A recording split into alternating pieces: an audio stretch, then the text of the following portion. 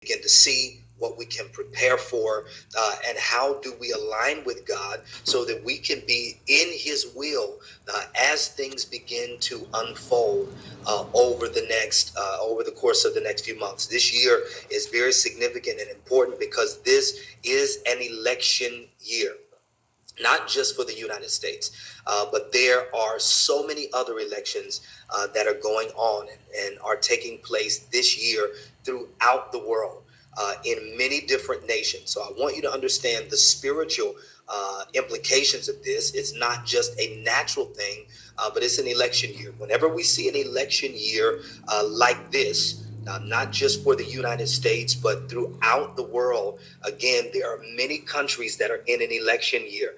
I believe that as it is in the natural, so it is in the realm of the spirit. Let me say that again. As it is in the natural, so it is in the realm of the spirit.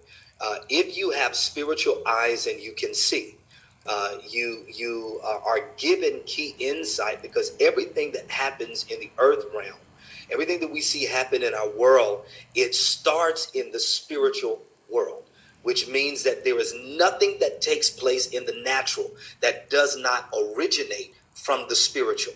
And so everything that you see around you is spiritual.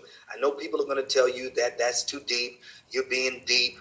Everything ain't that serious and it's not that spiritual. But if you are a person who has spiritual sight, the Bible tells us this in Colossians 1.